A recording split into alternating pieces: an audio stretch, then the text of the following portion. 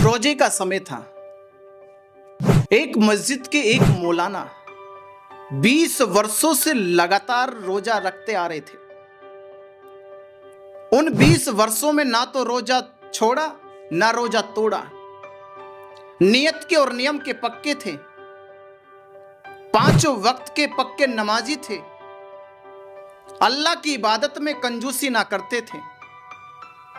माथे पे भी नूर का निशान था। लोग और दुनिया कहती थी। हाजी नमाजी भी उनके सामने फीके थे।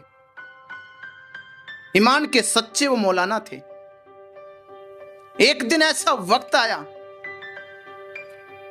पड़ोस का एक बच्चा उन पे फिदा हो गया। उनकी नियत और नियम को देखकर मुरीद हो गया।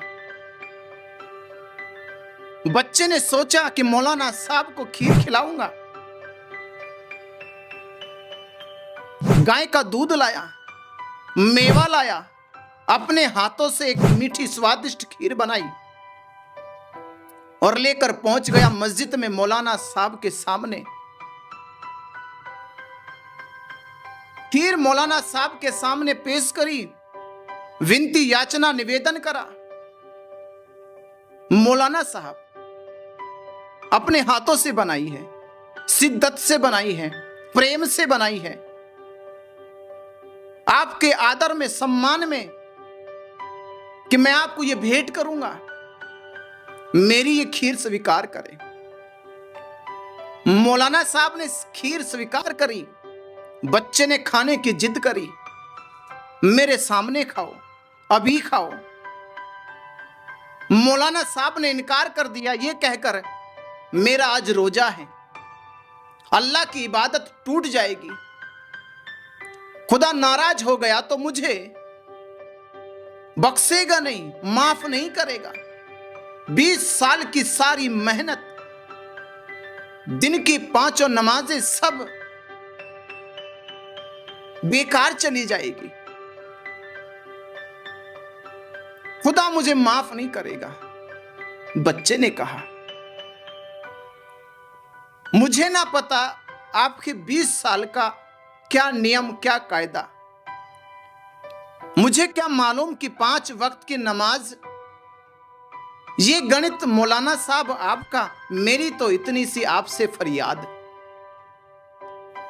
छोटी सी इबादत है मेरी आपसे कि मेरी स्वीकार कर लो। ये खीर लाया हूं, ये खाकर मुझे प्रसन्न कर दो।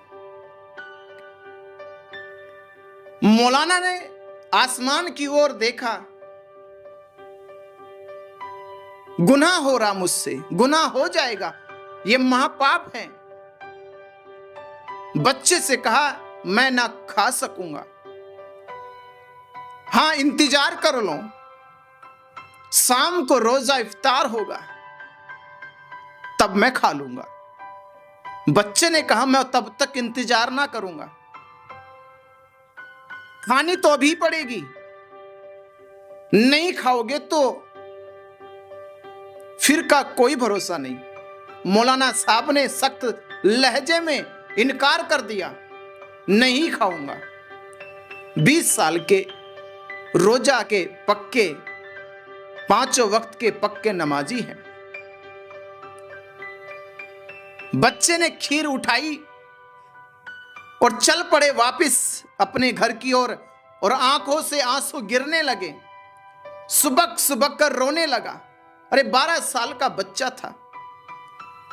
कहते कि बच्चे में तो उस खुदा का, ईश्वर का वास होता है, ऐसा दुनिया कहती है।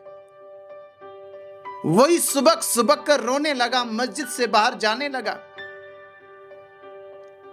मौलाना ने फिर आसमान की ओर देखा, ये क्या हो रहा है,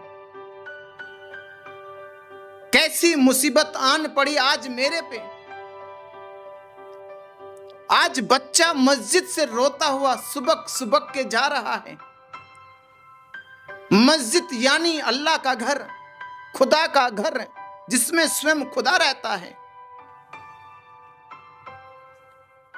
वो बच्चा खुश होकर आया था, मुस्कुरा रहा था, उमंगे थी, सपने थे वो सारे टूट गए, बिखर गए।